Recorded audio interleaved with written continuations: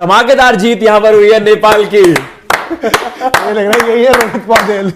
Well, a complete domination by Nepal cricket team. जी हाँ, इस पूरे टूर्नामेंट में अनडिफीटेड रहे और लास्ट मैच जैसा हमने आज पिछली वाली वीडियो में जैसा हमने कहा था कि क्या नेपाल इसी तरह से जैसा स्ट्रीक मेंटेन करके आया, क्या उसको एकदम फ्लाइंग कलर्स में खत्म करेगा। एग्जैक्टली 124 रन से जीत करके आपने बता दिया है कि आप एशिया और ईस्ट एशिया पैसिफिक के चैंपियन हो। नेपाल ने भाई ऑलरेडी आप सभी को पता है कि टी20 वर्ल्ड कप के लिए आपका क्वालिफाई कर लिया, जो इंडिया और श्रीलंका में होने वाला है 2026 के अंदर। तो नेपाल ने एक और मुकाबला जीत लिया यार, कंटिन्यूअसली जीती है नेपाल की टीम। ये मुकाबला मेरे ख्याल से हारी ही नहीं, मैं अभी पॉइंट टेबल भी देख लूंगा, लेकिन ये मेरे ख्याल से नेपाल मुकाबला हारी ही नहीं है। आप अगर देखोगे 211 रन मार दिए इन्होंने पहले बैटिंग करते हुए। नेपाल ने 211 रन मार दिए। कुशल बुटेल ने पहले अगर आप देखोगे 15 बॉल पे 17 रन मारे। लेकिन जो आसिफ शेख ने इनिंग खेली है बाय द वे इन क्वालिफायर्स के अंदर, जो बैटिंग आसिफ शेख ने करी है ना यार, वैसे हर मैच में रन थे उनके 41 बॉल 69 रन। इवन अगर आप देखोगे दीपेंद्र सिंह हरी कैसा खेले तो उन्होंने भी 33 बॉल पे 53 रन बना दिए। और यहां से आप पूरी तैयारी के साथ आगे जा रहे हो। आई नो कि आप में से बहुत सारे लोग ये बोलोगे कि यार भाई समोआ के खिलाफ था यार, इसमें मतलब क्या इतनी बात करनी। तो भाई मैंने अक्सर ये बात कही कि जब आप मजबूत हो तो मजबूत दिखो। जब आपके सामने एक कमजोर टीम है तो उसको भी रियलाइज होना चाहिए कि हम एक बड़ी टीम से खेल रहे हैं। वरना अगर नेपाल आज 150 160 करता क्या फायदा होता। आज 124 रन से जीते हो, आपने 211 रन बोर्ड पर लगाया। तो जब आपको एक ऐसी टीम मिली जो आपसे कंपैरेटिवली वीक है तो उसको दिखाना बनता। और आज बात समोआ को हराने की नहीं थी, आज बात ट्रॉफी लिफ्ट करने की थी। क्योंकि याद रखिए, ट्रॉफी लिफ्ट करने के बाद जब टीम ट्रॉफी लेकर के वहां पहुंचेगी, जब टीम ट्रॉफी लेकर, हालांकि अभी तो नेपाल नहीं आएगी, अभी वो दुबई आएगी, यहां पहले आएगी और फिर उसके बाद नेपाल जाएगी। क्राउड वहां पर यार नेपाल की, वो क्राउड देखो आज कम है, क्रिकेट का प्यार है ये कम है, आज क्राउड कम है। लेकिन देखो जैसे वो मैच फिनिश किया है, जैसे वो मैच जीते, देखो आज का मैच इनके लिए कुछ नहीं था। नेपाल ने समोआ को हराना था, ये लिखा गया था, लिखा हुआ था और लिखा ही रहेगा। ठीक है, इनका स्कोर वहां पर देखो आप कि इन्होंने करे 200 के पार, 87 पर समोआ को लपेट दिया। मतलब हमने तो 200 किए, तुम्हें 100 में नहीं बना देंगे, 87 for 7। लेकिन उसके बाद आप देखो सारे के सारे प्लेयर्स जो हैं किल्लियां लेकर गए और गिल्ली डंडा खेल रहे हैं अपने वहां गिल्ली डंडा चल रहा है सेलिब्रेशन में। नेपाल की गिल्ली डंडा सेलिब्रेशन, बेल्स निकाल रहे, कोई डांस कर रहे हैं, गुलशन जी, आई थिंक अपने करण केसी भाई है वो, तो वहां पर गिल्ली डंडा बेल्स से जो है गिल्ली बनाए और डंडा, जो गिल्ली डंडा हम गांव में हम भी खेलते हुए आए। सो जब वो वापस नेपाल जाएगी तो जो अनडिफीटेड वाला जो फील होता है ना, वो एक अलग फील होगा। और वो मेन ये मैच था अनडिफीटेड रहने के लिए। और फिर उसके बाद जब आप इसके बाद अब टेस्ट नेशन से खेलोगे, बिकॉज याद रखिए ये बात कही गई थी कि अगर नेपाल वर्ल्ड कप में क्वालिफाई कर जाता है तो आपको टेस्ट नेशन से खेलने का एक और मौका मिल सकता है। अब देखना यह होगा कि वो जो टेस्ट नेशन की बात हो रही है वो कौन सी टीम मिलती है। क्या आपको बांग्लादेश मिलती है, क्या आपको अफगानिस्तान मिलती है, क्या कोई और सी टीम मिलती है। सो ये देखना बड़ा इंटरेस्टिंग होगा कि भाई टी20 वर्ल्ड कप से पहले जो प्रिपरेशन सीरीज आपको मिलेगी वो किसके खिलाफ मिलेगी। आपको एक सीरीज मिली वेस्ट इंडीज के खिलाफ, यू प्लेड ब्रिलियंटली, आपने वेस्ट इंडीज को हरा दिया, आपने सबको दिखा दिया कि भाई ये टीम जो है ये उभरती हुई टीम है और किस तरह से पिछले कुछ महीनों में इसने कुछ नेक्स्ट लेवल इंप्रूवमेंट करी है। फिर आप आखिरी में देखोगे तो 12 बॉल पे 21 रन आ गए। फिर आप देखोगे लॉकेट 12 बॉल पे 30 रन मार दिए। तो दोनों ने बहुत 12 बॉल पे 30 रन, 325 का स्ट्राइक रेट है भाई, 4 छक्के 2 चौके, तो 211 रन बनाए, बोर्ड पे लगाए। और अब आप दिखा दीजिए सामने वालों की बैटिंग, क्योंकि ये तो नहीं देखनी हमें, आप सामने वालों की बैटिंग दिखा दीजिए। इनकी क्यों हम देखें, वैसे मन खराब करें अपना। खैर कौन सी टीम थी, समोआ है, समोआ ना, हाँ। तो समोआ ने जो ये समोसा बनाया है अपनी परफॉर्मेंस का, 37 बॉल पे 40 रन। फिर देखिए 4 11 3 9 9 7 2 0। तो ऊपर के अलावा किसी ने भी, एक बंदे ने बीच में डबल डिजिट पे गया, वो भी 11 रन पे। अदरवाइज सबके सब फ्लॉप रहे। अगर आप पिछले 10 टी20 की बात करोगे तो नेपाल ने 10 में से 9 टी20 मैचेस जीते हैं।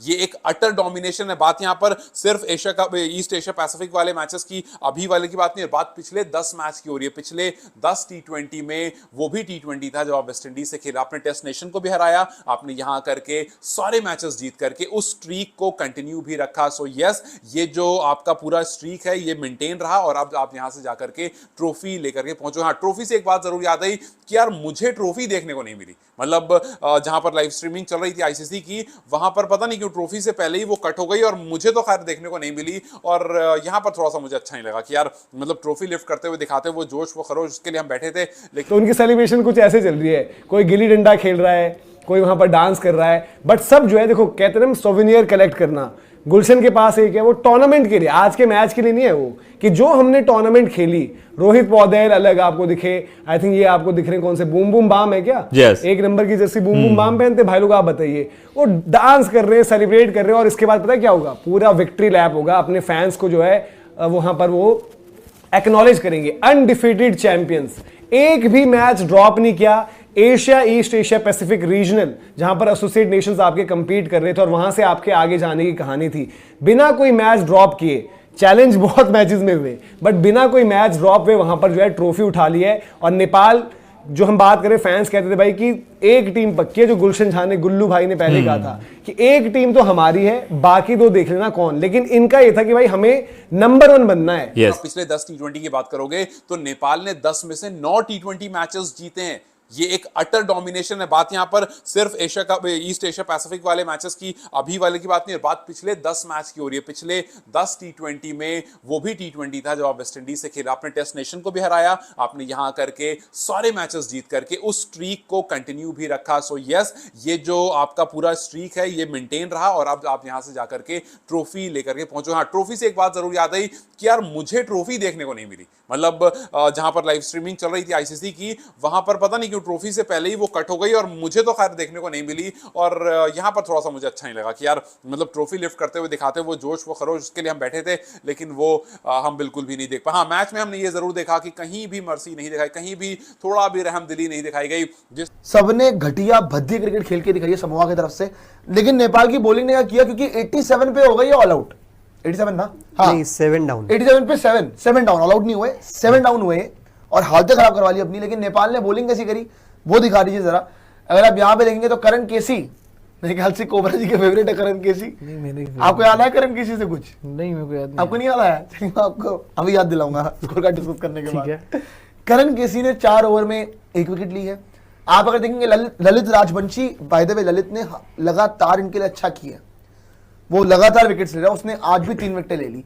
संदीप लामिछे ने 1 विकेट, रोहित पौडेल 1 विकेट, तो सबने ही कहीं ना कहीं राइट मोमेंट पे कंट्रीब्यूट किया। हाँ, ऑल आउट नहीं किया, लेकिन 87 ही बना पाए। 124 रनों से नेपाल ने मैच जीत लिया है। जिस तरह से टूर्नामेंट में कंटिन्यू करा था उसको यहां पर आकर के 211 रन बोर्ड पर लगाए, which was very very good and which was a typical performance by any strong team. आप चाहोगे कि भाई समोआ हो, कोई भी हो, आप एक अच्छी टीम की तरह परफॉर्म करो और फिर उसको, बिकॉज एक अच्छा गेम था, समोआ को भी अच्छा लगा कि भाई एक अच्छा गेम था, अच्छी ऑडियंस आई थी, लास्ट में उसने ग्रेटिट्यूड भी शो करा करके, नील डाउन होकर के सबको थैंक्स भी करा, which was a very good gesture from Samoa's team. लेकिन उनको भी अच्छा लगा कि एक टफ टीम आई, एक अब जैसे नेपाल चाहता है कि भाई, अब जैसे रोहित पौडेल ने कहा कि हम चाहेंगे कि हम इंडिया में जाएं तो इंडिया के अगेंस्ट खेलें, हम चाहेंगे हम ऑस्ट्रेलिया के अगेंस्ट खेलें। सो जैसे नेपाल कह रही है कि हम जाकर के स्ट्रॉन्ग टीम के अगेंस्ट खेलेंगे, वैसी समोआ के लिए नेपाल भी उतनी स्ट्रॉन्ग टीम है, तो उनको भी अच्छा लगा कि उन्होंने नेपाल के खिलाफ खेला। और हालांकि मैच कॉम्पिटिटिव नहीं हुआ और मैच पूरा वन साइडेड था, बट ठीक है, समोआ के लिए यही एक बड़ी अचीवमेंट है कि यहां पर आकर के वर्ल्ड कप क्वालिफायर में खेला और नेपाल जैसी टीम के सामने उन्होंने खेला। हमें नंबर 1 बनना है, नंबर 1 भी इनका तय था, लेकिन यार अनबीटन फिनिश करे हो,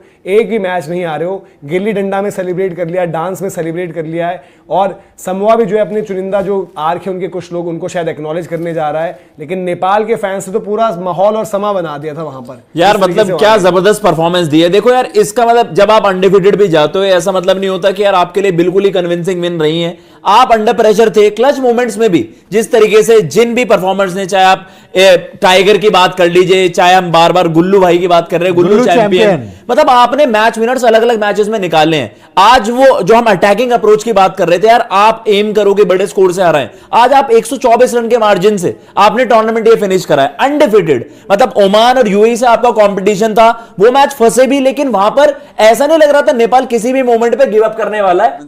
बट यस, एक चीज मैं आपको बोलूंगा, शायद आप में से कुछ लोग इस बात से अग्री ना करो, आयरी को अगर वर्ल्ड लेवल पर आकर के परफॉर्म करना है तो बैटिंग से कुछ करना पड़ेगा। देखो, जब आप बहुत अच्छी फील्डिंग करते हो ना, आपकी सब तारीफ करेंगे, मैं एकदम प्रैक्टिकल बात आपको कह रहा हूं। अगर आपने किसी दिन बहुत अच्छी फील्डिंग करी, आप क्या करोगे? आप 20-25 रन टीम के लिए बचा लोगे। एक प्लेयर 20 से 25 रन बचा रहे, इट्स अ बिग थिंग। लेकिन अगर आप किसी दिन बहुत अच्छे फॉर्म में हो तो आप एक ही मैच में 60, 70, 80, 90, 100 रन मार सकते हो। सो बैटिंग का अच्छा फॉर्म होना बहुत जरूरी है। You are a very good fielder, you are a good bowler, you are a good batsman, लेकिन जब आप अच्छी बैटिंग करते हो तो वो आपको एक नेक्स्ट लेवल पर लेके जाता है। अगर आप वर्ल्ड कप में जाते हो और वर्ल्ड कप में जाकर के आप बहुत अच्छी फील्डिंग करते हो, और ये आप सभी को पता होना चाहिए, और सारे जो नेपाल के फैंस हैं उनको बहुत बहुत मुबारक हो, और हम तो चाहेंगे कि नेपाल अच्छा करे, नेपाल का क्रिकेट ऐसे ही ग्रो करे। अभी रिसेंटली वेस्ट इंडीज को भी सीरीज आई, अब T20 वर्ल्ड कप क्वालिफायर्स में भी ये क्वालिफाई कर चुके हैं, उसके बाद T20 वर्ल्ड कप में खेलने वाले हैं। यहां पे आप देखोगे नेपाल ने जो T20 वर्ल्ड कप के क्वालिफायर्स का जो उनका ग्रुप है, नेपाल ने उस टेबल को टॉप किया है, और एक भी मुकाबला नेपाल ने हारा नहीं है भाई, कहीं भी हार नहीं दिखेगी। 5 मुकाबले खेले मेरे ख्याल से, और पांचों के पांचों नेपाल ने जीते हैं। आप देखोगे वहां पे ओमान भी है, यूएई भी है, जो रिसेंटली एशिया कप भी खेले थे, लेकिन उनका परफॉर्मेंस बेड़ा करके ओमान का फिर भी ठीक है, यूएई का बेड़ा करके परफॉर्मेंस है। बहुत अच्छी बॉलिंग करते हो आप, 2-3 विकेट हर मैच में लेते हो और आप बहुत अच्छी फील्डिंग करते हो, तो आपको बॉलर ही माना जाएगा, आपको बैटर नहीं माना जाएगा। अगर आप जिस तरह से यहां पर आउट ऑफ फॉर्म, आप देखिए काफी बार कभी रन आए, कभी रन नहीं आए, कभी बहुत जल्दी चले गए, तो बैटिंग में अगर आप स्ट्रगल करोगे वर्ल्ड कप में तो फिर क्या होगा। लास्ट ईयर क्या आपको याद है कि आयरी ने पिछले साल वर्ल्ड कप में कितने कैचेस लिए थे? आपको याद है पिछले साल आयरी ने वर्ल्ड कप में कितनी विकेट्स ली थी? या आपको ये याद है पिछले साल आयरी ने कितने रनआउट्स करे थे वर्ल्ड कप में? नहीं याद है, लेकिन आपको ये जरूर याद होगा कि आयरी आपको बांग्लादेश के खिलाफ दीपेंद्र सिंह आयरी जो है वो परफॉर्म नहीं कर पाए थे। सो जब बैटिंग फ्लॉप होती है ना, तो आपको बाकी कुछ याद नहीं रहता है। अगर आपको ये याद है कि आयरन ने 6 छक्के मारे थे, लेकिन आपको याद है उस मैच में आयरन ने विकेट्स कितनी ली थी, या उस मैच में आयरन ने बॉलिंग अगर की थी तो नहीं की थी, या फिर उन्होंने रनआउट्स किए थे नहीं किए थे। सो बात कहानी सारी क्या होती है कि जो अगर एक बैट्समैन है तो उसका बैटिंग डोमिनेशन जो है वो बहुत जरूरी होता है, उसको वर्ल्ड लेवल पर अपने आप को प्रूव करने के लिए। फील्डिंग और बॉलिंग जो है वो एक आपको चेरी ऑन द केक हो जाता है। हाँ, अगर वो आपको बताता है नेपाल की पकड़ में ही है। तो इतनी कम क्रिकेट आपने खेली है रीसेंट टाइम्स में, अगर हम बात करें यार, अब आप यही मान के चल रहे हैं कि नेपाल पूरी तरीके से प्रिपेयर्ड है जब वो इंडिया आ रही होगी वर्ल्ड कप के लिए। एंड माइंड यू, कोई नेपाल को अंडर एस्टिमेट मत करना, जैसे भाई जस्टिन लैंगर ने इंडिया के लिए कहा था, मैं सबसे कहूंगा इस नेपाल टीम को अंडर एस्टिमेट मत करना, स्पेशली सब कॉन्टिनेंट कंडीशन में। भाई अनडिफिटेड रहने वाली जो बात हम कह रहे हैं भाई, इस टूर्नामेंट के लिए आज से टूर्नामेंट शुरू होने से पहले अगर गुल्लू चैंपियन ने ये बोला कि भाई हमें नंबर 1 फिनिश करना है इस टूर्नामेंट में, तो ये उनका कॉन्फिडेंस दिखाता है ना, क्योंकि उनको अपनी गेम पे, अपनी टीम की गेम पे इतना भरोसा था कि उस टाइम तो यूएई रैंकिंग वाइज तो देखोगे आगे, ओमान बेहतर क्रिकेट खेल के आ रही थी, लेकिन अच्छी चीज़ ये रही कि इन दोनों टीमों को हरा के ये टीम चैंपियन बनी है। कई बार ऐसा होता है कि आप जो चैंपियन टीम होती है वो इधर उधर से निकल गई किसी तरह और आपका मुकाबला रह जाता है।